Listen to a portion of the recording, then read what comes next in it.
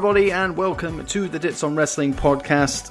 No episode number today, because this is the first bonus episode that I am doing for you guys.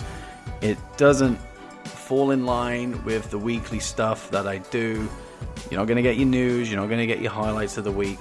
This is just a topic that will stand the test of time, that it won't run out of date in a couple of days' time.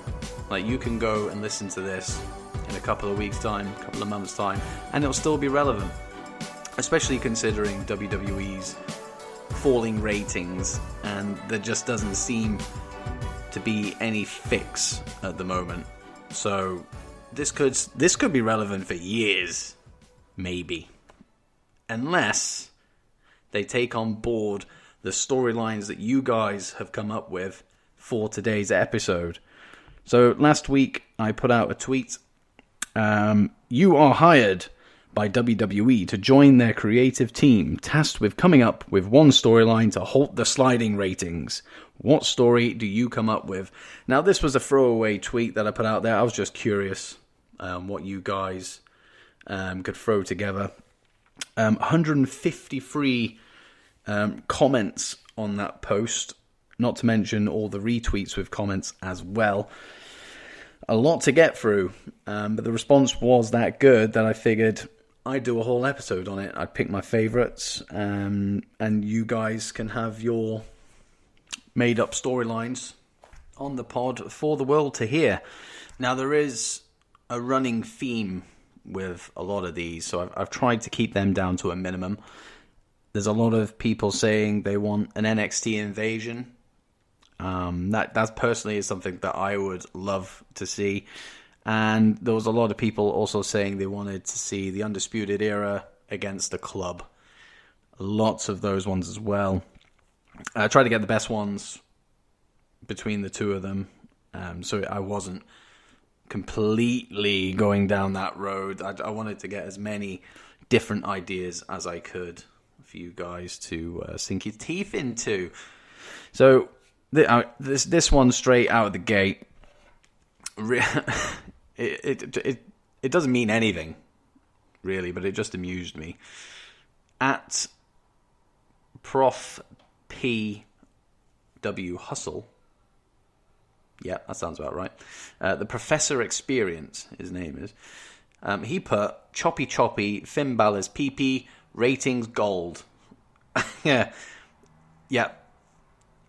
Maybe bringing Kai and Tai back and chopping off Balor's penis might save the WWE's ratings. Maybe not, but I like that one. It amused me. So that's it. There you go. Good start. Straight away we have some penis castration for you. There you go. At WildKyle_RVA, Wild Kyle, rebranding the whole show. Stage, lights, camera angles, backstage setups, new gimmicks, just a better quality television show. And actually hire writers or people that have been in or around the business that know how to book a show instead of non-fans. Completely agree with you, Kyle. The stages for many years outside of WrestleMania, they've just been so generic. Standard stuff. I know it's a money-saving game these days. Pyro went as well. I think Pyro plays a big part. Lots of people have cried out for wanting that to come back, myself included. I think it just adds something to the show. Camera angles, Kevin Dunn can be hit and miss. Mainly miss with camera angles back in the production truck. Just a better quality television show. Yeah, I agree. There's so much stuff that could be done to make it a little bit better. And the writer's side of things is a big one. I understand that wrestling can be seen as a soap opera, because really a lot of it is. I mean, how many weddings have we had in wrestling? Not recently, but we have had weddings, like the Attitude Era, Ruthless Aggression Era, and then just a little bit past that, there was a lot of soap opera going on, and you could still describe it as a soap opera to some extent now as well. So maybe that's why they hire people from outside the business. But I think if you're just going to do it, get people that know what they're talking about. Hire ex-wrestlers to do it. I know they already have some, but maybe that should just be the core writing team. Wrestlers, people who have been in there, people who've been road agents, people who have produced matches.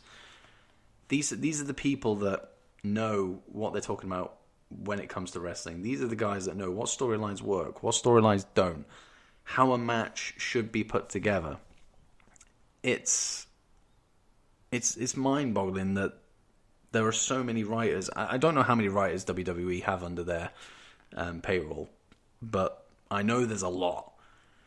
And you can imagine just being in that room. For the guys who actually know the business inside and out, to have these other people here. I know it's always good to have an outside perspective, but it's clearly not working. And Dana Warrior, by the way, why the hell is she on the writing team? It straight over my head, that one. I'll never, ever understand why she was hired to write storylines for WWE.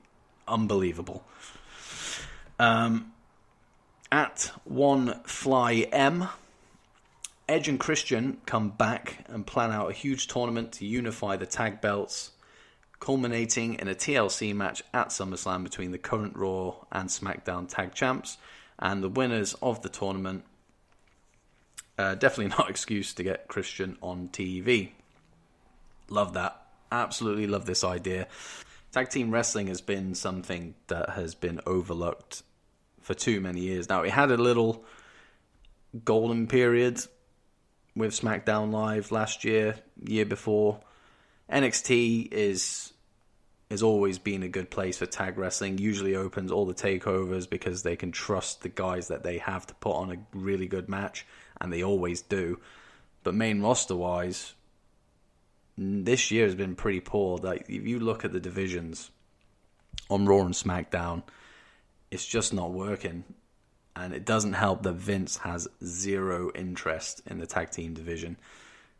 Daniel Bryan and Eric Rowan are your current tag team champions over on SmackDown, and they did a promo a couple of days ago on .com about doing a tag team revolution, making it more relevant. Why are the women getting their chance, being able to evolve themselves, create a revolution, main event WrestleMania?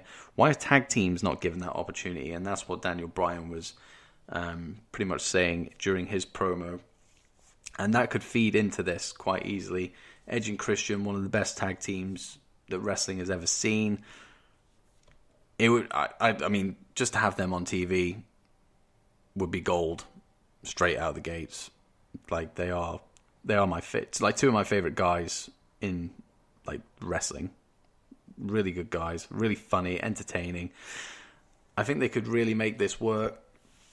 They can definitely legitimize anybody who actually takes the belts once they're unified at SummerSlam. And tournaments as well. I think we don't get that many tournaments at the moment. And I think tournaments are really, really interesting things. It work. New Japan do tournaments. Ring of Honor do tournaments. WWE don't do tournaments anymore. And if they do, it's half-assed. And I think not just having Edge and Christian coming back, having a tournament layout, and unifying those tag titles as well, so you have a broader division. So you don't have two terrible divisions, you just have one. So you at least have some good between the two brands. I think this would actually really, really work. So yeah, I am on board with this idea because I'm a big, big fan of tag team wrestling, as are a lot of people, and it has been overlooked, and it's a shame. At Keegan Lania, he said, any storyline that has continuity, it would take much more than a single storyline to fix the ratings issue. Camera angle, stage setup, lighting, graphics need to change. So So yeah, we touched on that earlier. I do something with Drew McIntyre on the men's side. On the women's side, I use Becky against Shayna, possibly. Drew McIntyre is a guy that I think should already have held the Universal Championship. From when he came up to the main roster from NXT with Dolph. Absolutely fantastic heel. I wasn't expecting him to come up as a heel. He was a babyface in NXT, but he came up to the main roster as a heel, and it is perfect. He is one of the best wrestlers in WWE right now. In-ring, promo, character, you name it. He's really good at it. And he is main event level. So building towards Drew getting into that main event picture, I think, would be key to sorting the ratings out. And Seth Rollins and Drew could have really good matches together. They have had really good matches together. So that is something that can be they can feed into as well. Becky against Shayna.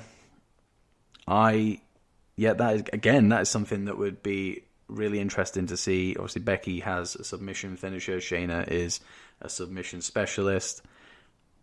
And seeing Becky up against... Ronda wouldn't be around at the time, but Ronda and Becky have that history. Shayna's linked to Ronda, so they'd have that as part of the storyline. Shayna has her 2 lackeys, so it's not the 4 horsewomen at the moment, it's the 3. But Becky against those 3 would be a really interesting story to tell. I don't know who would hold the belts. Maybe Becky continues to hold the Raw and SmackDown belts going into a rivalry with Shayna. Who knows? But it would be a really interesting feud, and one that would definitely be a spotlight in the women's division. At Demon King Hai, I think that's how you say it. Bring back King of the Ring as a yearly network special to determine SummerSlam contenders for all 4 big belts, men and women's. The Battle Royals at Mania determine contenders at the next pay-per-view. Quit replaying videos from the pre-show on the main pay-per-view, and create a TV title that goes to all brands. A lot there, but the main one for me is King of the Ring. I used to love King of the Ring. Again, it falls back to this tournament thing. I used to love the King of the Ring when it was good. It soured the more it went on, especially in the recent couple with King Barrett and Sheamus and all those ones. When it's done right, it can be really, really good. And just having it as a network special, I don't think that would work for it. I think it would need to be a pay-per-view. I think that would make it mean a little bit more. But not just King of the Ring. I'd also have a Queen of the Ring, or even alternate between years. So have 1 year King of the Ring, have another year Queen of the Ring, and just alternate between the 2. Because if you have the 2 running concurrently, it could get a bit too much, a bit of overkill. But I do miss the King of the Ring tournaments. And the fact that you've said it will determine SummerSlam contenders for the belts as well will make it a lot more interesting, rather than just having the title of being King of the Ring and sending somebody off on a gimmick of being a king or a queen. I always hated that. Apart from King Booker. I could live with King Booker, but King Barrett, pass. The Battle Royals at Mania determine contenders at the next pay-per-view as well. I like that. At the moment, they mean nothing. They are just there to get wrestlers who didn't quite make the card or would never make the main card, just to give them something to do. That is essentially all it is. You win that trophy, it means nothing. You'll see that trophy at ringside for about 2 or 3 weeks, then it's gone, and then you just become another stat. So to have that actually mean something, people would pay more attention to it. And I mean, this is the thing, you have stakes in everything that is done. There's nothing like a Battle Royal at WrestleMania, especially with Andre the Giant's name attached to it. Should just be something throwaway. You win a trophy, big deal. Have it mean something. So to get a title opportunity at the next pay-per-view, Yep, I agree. Make it mean something. Quick replay in videos from the pre-show on the main pay-per-view.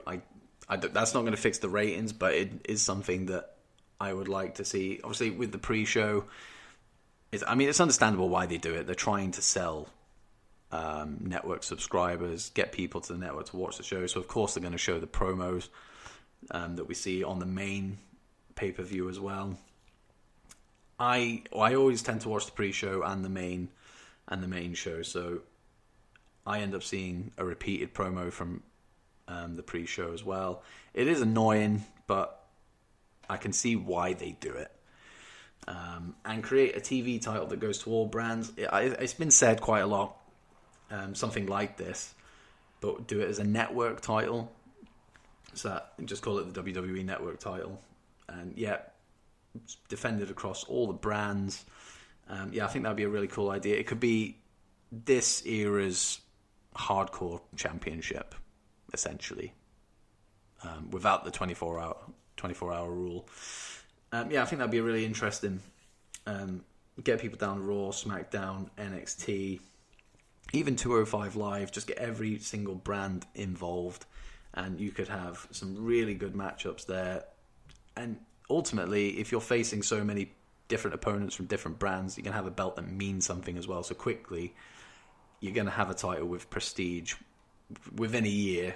That belt will actually mean something if booked well. But no, yeah, some good ideas there. Again, the King of the Ring one is something that came up quite a few times, understandably, because it is something that a lot of people want to see and would do really well.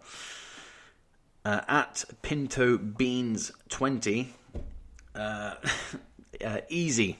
Have JBL and Farouk hand the keys of the protection agency over to the Vikings. Launch the Viking Protection Agency. I don't think it would save the ratings, but I would enjoy the hell out of it. You can just imagine them with their steins or whatever those cups were that they drank out of back then. I think it'd be quite fun to do that. It'd be interesting, at least, but it would be entertaining. So that's why I've included on this. It would be fun. It would be entertaining. But would they lose? Saying that, no. The APA were always badass with the drinking, so I guess the Vikings wouldn't lose that. But I tell you what, it would be an experience. At WWF_anonymous, he said, Roman Reigns heel turn, Roman Empire stable with the Usos, Joe, Tamina and Nia when she returns. They destroy everyone. Incoming Undisputed Era to feud with after some time. Again, the Roman heel turn is something that has come up quite a few times as I've been scrolling through all of your ideas. Something that would really work. He is getting boos starting to come through again. It's as if people are starting to forget about his time away, and they're kind of just falling back into old habits. A heel turn would really solidify him as a star. I mean, he is a star. Of course he is, but a heel turn would work absolute wonders for Reigns, because when he eventually becomes a babyface further down the road, like, he would be a babyface. He wouldn't get boos. He's got everything, all the tools required to be a heel. He's got them, and you can argue to some point that during his face run, he has acted like a heel. That promo after he defeated Undertaker at WrestleMania, it's my yard now. He had the audience chanting at him for 5 minutes, maybe more than 5 minutes. I can't remember, but it was a long time. And then just to come out with that one-liner and leave, heel move, absolute heel move. So he's got it in him. And when he was down in NXT, he was a heel, and he was a good heel. WWE need to exploit that. Having him in this Samoan stable Yeah, I'd like that as well, to be honest. The Usos, better as a heel team. We saw that on SmackDown Live when that first started. Samoa Joe, I don't need to say any more than Samoa Joe. He could be your enforcer. And then you have Tamina and Nia. You could do what you wanted with them. I mean, I'm not a fan of Tamina in any way, shape or form. I think she's dreadful. But she and Nia could form a tag team like they did before Nia went out injured. One of them could go off and chase the women's championship. Either or, you've got titles that every single person in this stable could win. And then, of course, Undisputed Era will come up after some time and then feud with them. I don't know how that would work with the women. I think they'd probably just go off and do their own thing unless the Undisputed Era attach some female wrestlers to their stable. I don't think that would happen, though. So they'd probably branch off. But even just having Reigns, Usos, and Samoa Joe against the Undisputed Era, ooh, it's pretty mouthwatering stuff. But yeah, I like that idea. At Praise the Low, he has said Alistar Black becoming a dark and evil heel that kicks the heads off of all the baby faces until he comes to face the bright and colourful WWE champion for a feud leading into SummerSlam. From Alistar Black's promos recently, I don't know how to take them. I don't know if they are pushing him down a heel route or they're kind of just putting him into a tweener role. I don't know. But Alistar Black's character, his music, his demeanour, just the way he looks, everything, it would work perfectly well as a heel. He's been back in NXT. He's been a babyface for his entire run, and it has been great. Really enjoyed his whole stuff down there in NXT. Since coming up again, he was a babyface with Ricochet. But I'd be really interested to see how he would do as a heel, and it would work. You just add a little bit more darkness to his character, and maybe get some minions as well. I don't know who they would be. Maybe not the B team, that wouldn't work. But some guys who can fall at his feet, and it wouldn't hurt them because they're already so far down the card. It's redundant, and it gives the babyfaces a punching bag as well, which always helps. But no, I like that. Yeah, I think that's what it needs. It needs a character with a little bit of edge, and Alistar Black could be that guy. And yeah, facing the WWE champion at SummerSlam. I'm assuming you mean Kofi. I'd love that. You'd have Black Mass against Trouble in Paradise, two big kicks as finishers. Yeah, I'd love that.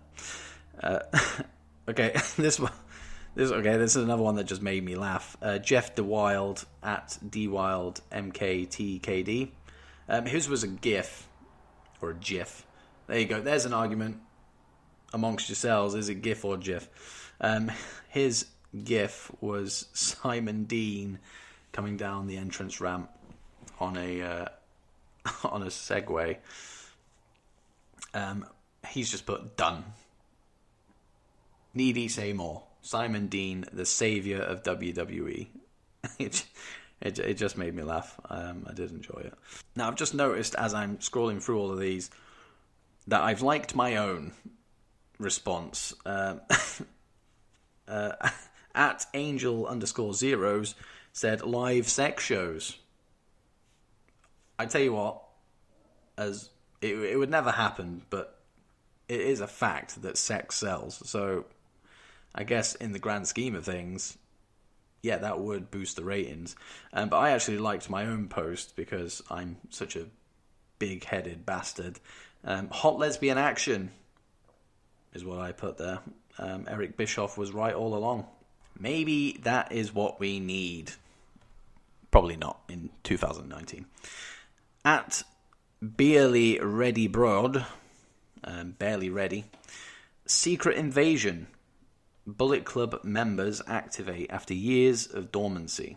They reveal that they have infiltrated all levels of WWE and have been fostering the failing ratings, League of Shadows style. King Vince never sees it coming and is ousted. See, I like this one just because it's interesting. It's one of those ones that includes the Bullet Club, but it has a nice little spin on it. I like the idea that WWE have signed members of the Bullet Club over the years. They've all banded together secretly to destroy WWE from within.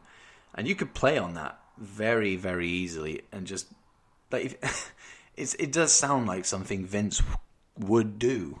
Like, he would blame the ratings on a story. Like, he'd use it to feed into a storyline like this. So the Bullet Club, I don't know how the Bullet Club would be making the ratings bad, because ultimately they wouldn't be writing the show. But since when have WWE paid any attention to the finer details? So it could work, and it would be really interesting to see a Bullet Club within WWE, like with Balor, with AJ, with Adam Cole, with Gallows and Anderson. I think this would be an interesting idea. How they would pull it off, I don't know, but I enjoyed it, so that's why you have made it onto the podcast, my friend. At Osborn Hotspur, he was actually the first one to respond to the tweet, and it was a good one, straight away.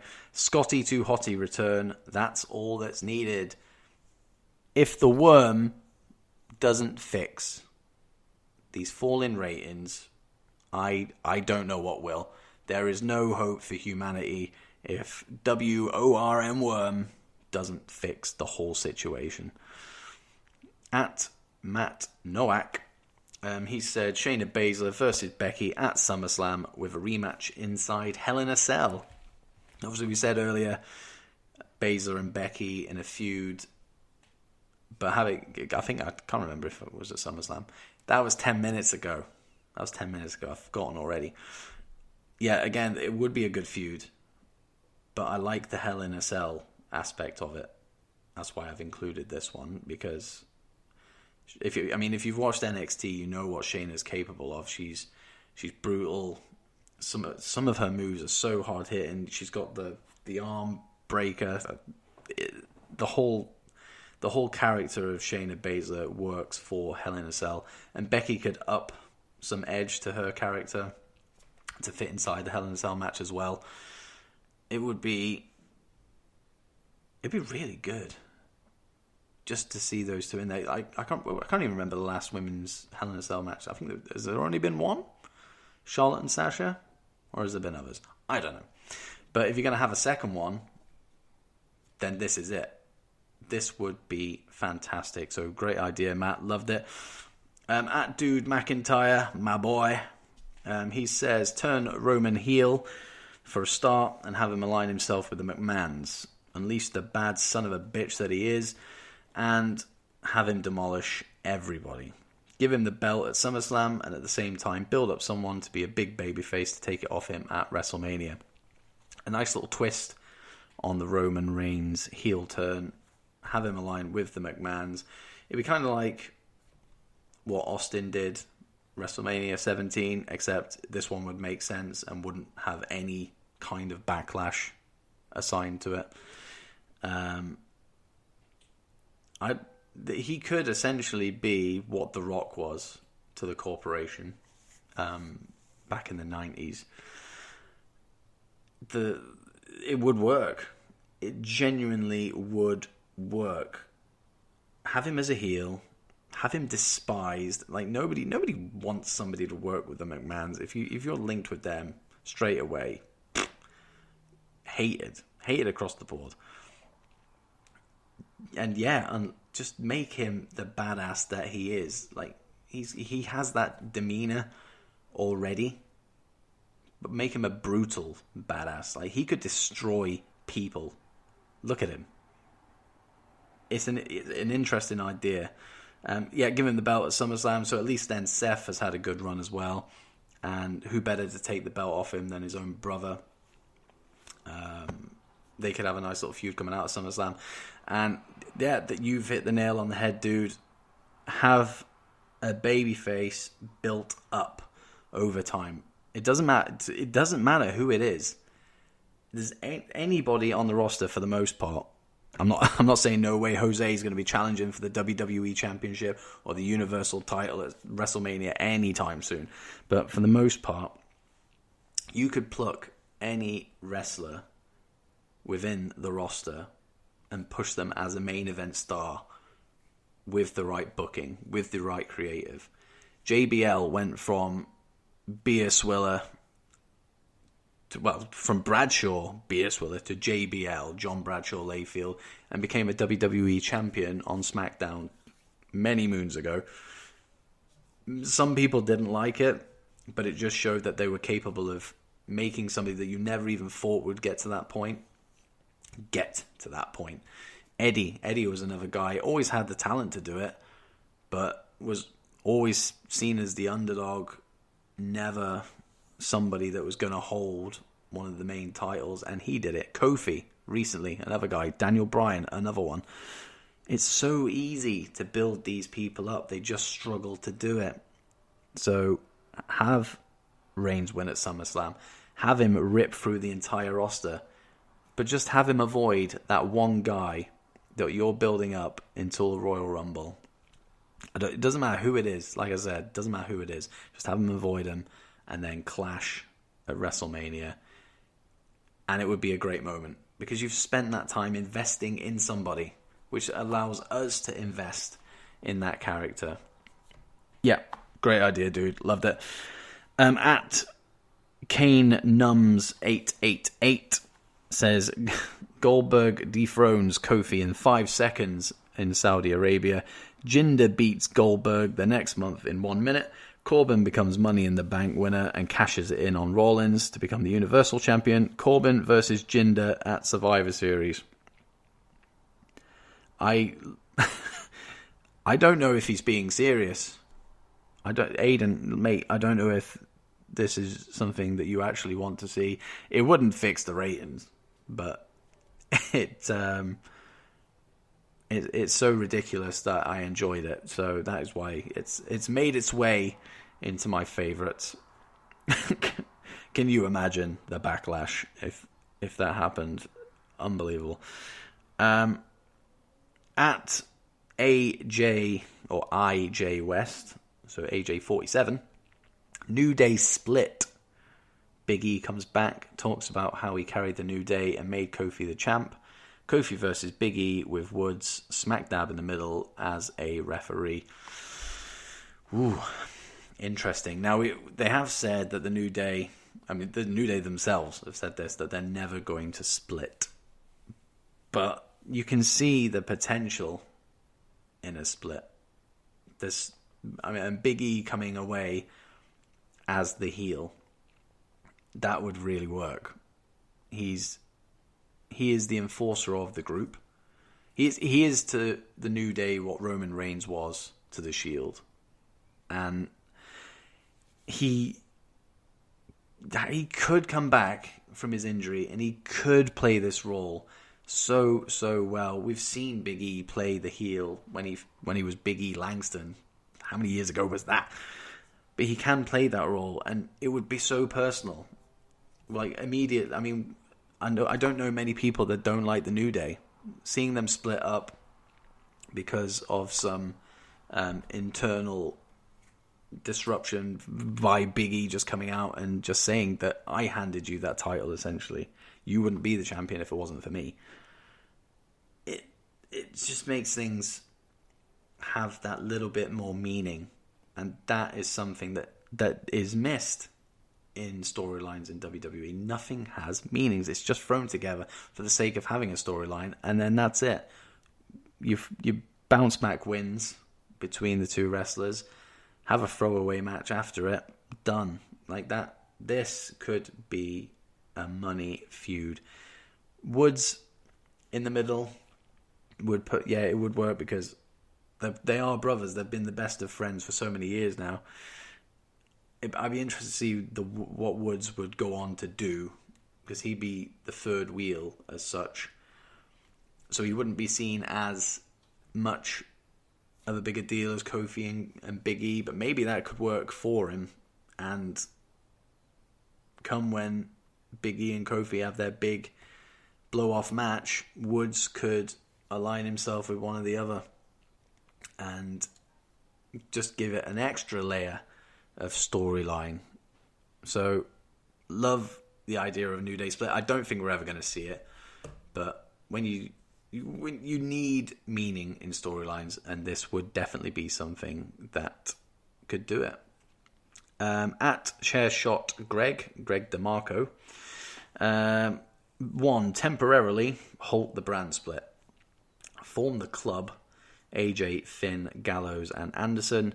Feud them with Bloodline, so a faction that he's come up with. Roman, the Usos, and Seth Rollins. Bring back Brock, in brackets, sorry, he's box office, he's not wrong. Use him to build a juggernaut in Cesaro. Eventually, the talent left off the shows revolts on air, and it's war. So a couple of little things there. Again, I did say there was going to be a lot of stuff with the club. Halting the brand split seems to be something that is on the horizon anyway. We've seen that with the whole wild card stuff last week. It looks like they're teasing towards it. Having the club form, I think, is money. AJ, Finn, and Gallows and Anderson, not just either AJ or Finn. Just having them both in there would be great. Roman, Usos, and Seth, another nice little group in there. That could be a nice little feud that lasts, a good, 2 months, maybe 3 months at a push. But ultimately leading to this revolution and war within WWE. And bringing back Brock to build up Cesaro, I like it. I've always said Cesaro would be a really good opponent for Brock. Cesaro he's away from the bar now. This is his time. It's probably his last time to try and conjure up a singles run that is fantastic and is meaningful and something that we can all look back on and go, yep, he was legitimized with this feud. Brock could bring that out of him. Like Cesaro is pound for pound maybe the strongest guy in the company. Him against Brock is money. They're both former Heyman guy. Well, Brock is a Heyman guy at the moment, but Cesaro, a former Heyman guy for what it's worth. I think there's money in that feud. WWE, you just need to make it happen. We'd love it. We'd throw money at you. Let's do it. But yeah, the internal war is an interesting idea. Guys on the undercard, down and the dregs of the roster, banding together, maybe, or just all infighting. It'd be an interesting way to go. And I think something on a grander scale, it will be something that works. That's why there's so many people that want the NXT invasion. That's why you, Greg, want this idea. Having something that involves so many moving parts in one storyline, it could really work. I mean, you look at the invasion with WCW, ECW, the Alliance versus WWE. When we look back on it, it wasn't great, but it could, the potential was there. Everybody fantasy books that in their mind, what it could have been. And that is purely because there were so many moving parts. It was the umbrella of storyline. It was everything fell under that storyline. That's what something like this could be. So, Greg, interesting idea, love it. At Smark to Death, so the Smark to Death podcast, Undisputed Era moves up to the main roster and starts recruiting. They cite the Shield being down one member as an opportunity for them to take over. They recruit guys like Apollo Crews, Authors of Pain, Sami Zayn, and other underused roster members to take over Raw and SmackDown. Now, down in NXT, they've made the pledge that they're going to take all the gold in 2019. Hopefully that happens. I absolutely love the Undisputed Era every single member brings something to that faction. Bringing them up to the main roster, I worry. I do worry for them. I just don't think creative up there would get it, because they have an edge to them. They can be intense, but they also have that little dorky high school lads together kind of thing going on with the backstage promos. Like, I don't think WWE would get it. That's all of that feeds into how they work so well as a team. But going up to the main roster and starting to recruit people who are underused on the roster, I like it. A big faction would be an interesting idea, because we haven't seen it for so long. You had like the Ministry, the Corporation, all that DX, all these guys, and it worked back then. And it'd be interesting to see if it works now. Have the Undisputed Era have 6, 7, 8 members of guys that we've wanted to see succeed, but WWE just hasn't allowed it to happen, and have them take over. Yeah, perfect idea, and it would work. You'd have so many guys that can work a really good match, that can work a really good promo, all together as one unit, taking over SmackDown and Raw. It's genius. Genius. But WWE won't see it that way. At Illustrious G40, the MG experience, Becky loses to Charlotte at Money in the Bank, but Bayley cashes in. So she's won the Money in the Bank match earlier in the night, defeating Charlotte. Bayley then feuds with Charlotte, as well as Ember Moon. Love it. Straight away, love that straight away. Having a triple threat with Bayley, Charlotte, and Ember Moon would be money. We've seen glimpses. I mean, that match that Bayley and Charlotte had a couple of weeks ago on SmackDown was really good, and it just kind of gave us an idea of the stuff that we could have with them together on the main roster. But throw Ember Moon in there as well, and that's your exclamation point on the whole thing. Ember Moon would have her chance on the main roster finally to do something meaningful, and throw her in the middle of Bayley, Charlotte. Great idea. You could build that to SummerSlam quite easily, and there's one big match for the women's division straight away. Becky can go off and do stuff over on Raw, and then you can have 3 of the big talents on SmackDown feuding at the same time together. Great idea. At CQ Teresa, so Teresa McIntyre, she said Becky versus Finn for the IC title. Hashtag Becky Free Belts. So some intergender stuff here. I actually think that would be a really good match. Like, genuinely, you see a lot of people say that that there is no place for intergender matches in the current landscape of wrestling. I do actually disagree with that. I've watched a couple of intergender matches in the last couple of months, and I've enjoyed each and every single one of them. I enjoyed it when Nia went into the Royal Rumble this year, into the Men's Royal Rumble. It was different, and it doesn't. There's nothing that would show WWE in a bad light. It wouldn't, because that the women would get their opportunity, the men would get their opportunity. It would be an equal footing. This is what everybody wants. The women and the men on an equal footing. Why can't they wrestle each other? The women are just as good as the guys. And Becky and Finn, yeah, I'm all in on that, actually. This, like, Teresa, you're onto something. If WWE would ever go for it, they probably wouldn't. They kind of teased it with Nia and Dean, or John Moxley now, a couple of months ago, and they just kind of dropped the ball with it. Just kind of went, nah, we'll brush that under the carpet and hope nobody remembers that we even considered doing it in the first place.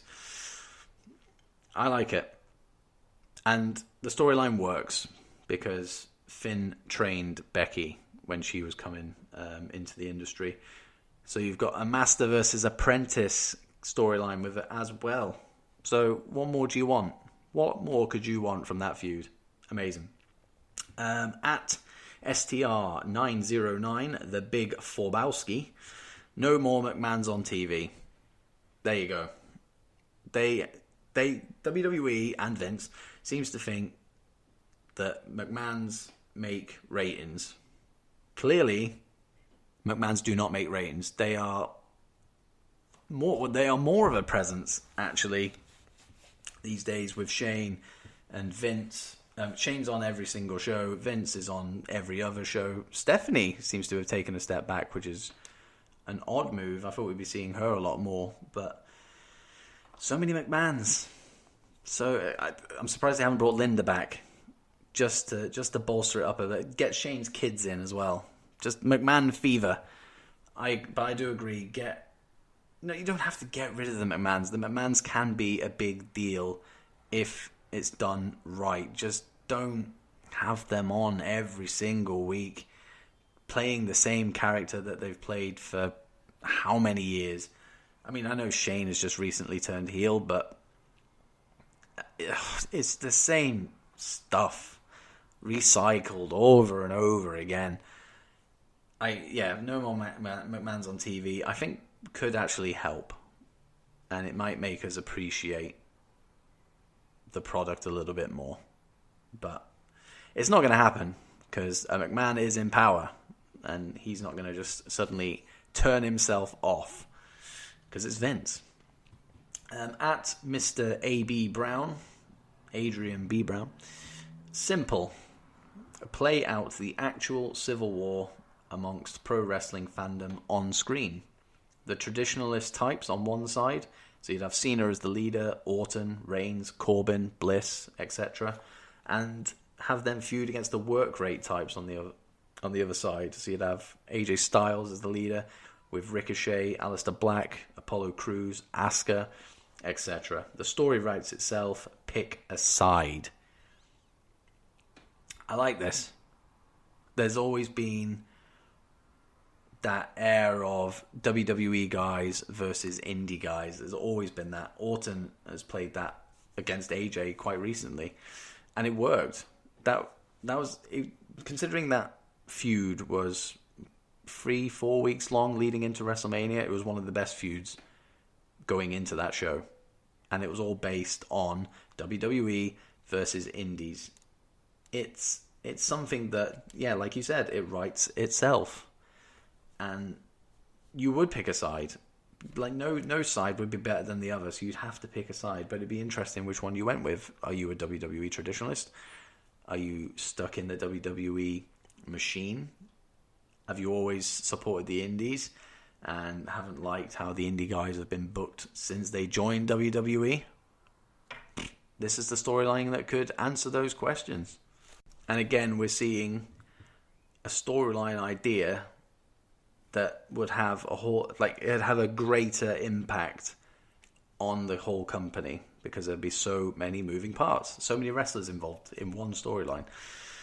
So again, that's a recurring theme with these. Have a massive storyline that involves a lot of people. And we're down to our last 3, and they are all short and sweet.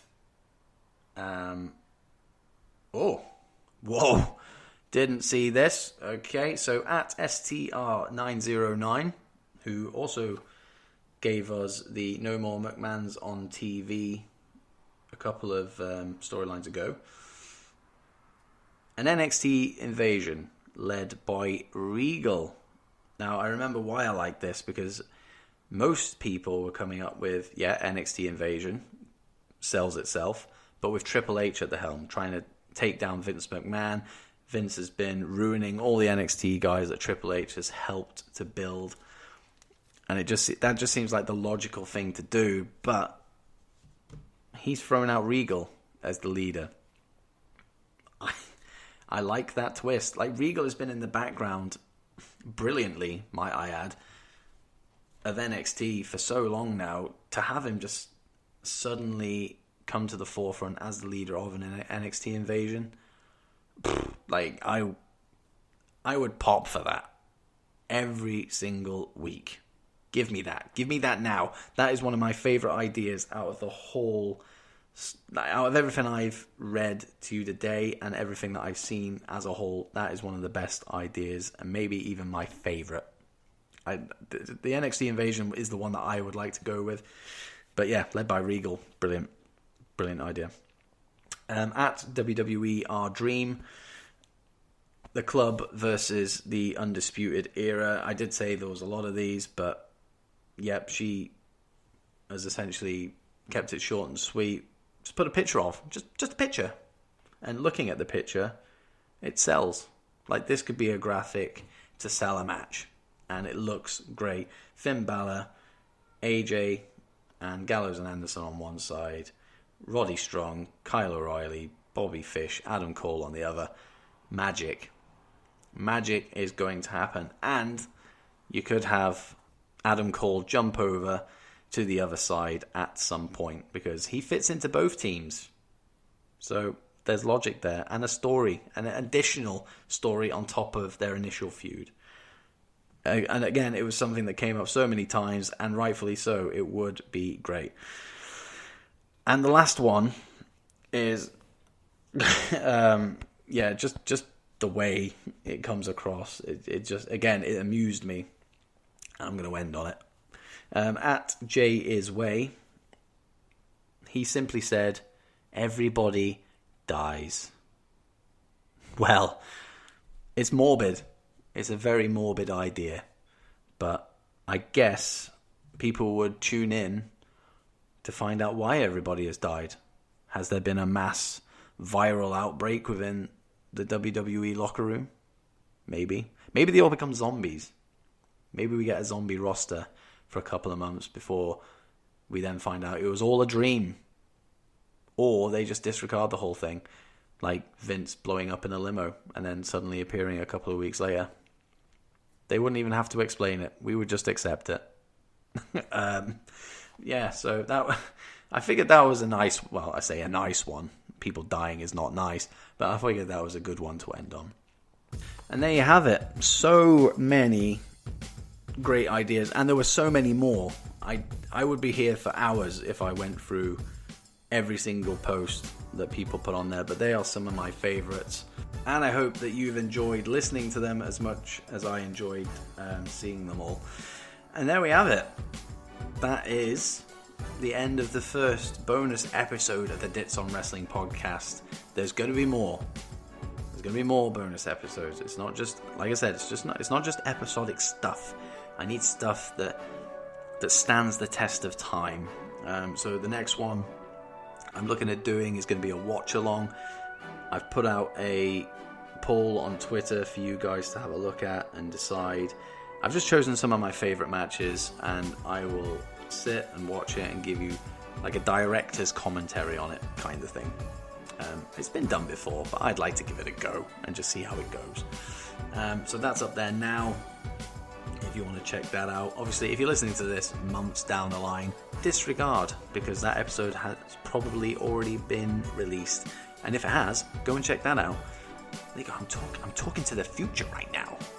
The future. As always, you can catch me on Spotify, Apple Podcasts, Stitcher, and my own YouTube channel, as well as on Spreaker as part of the SLTD Podcast Network. So there we go. Episode in the bag. I'll see you guys for episode 5 of the DOWPOD later on in the week. Have a good one.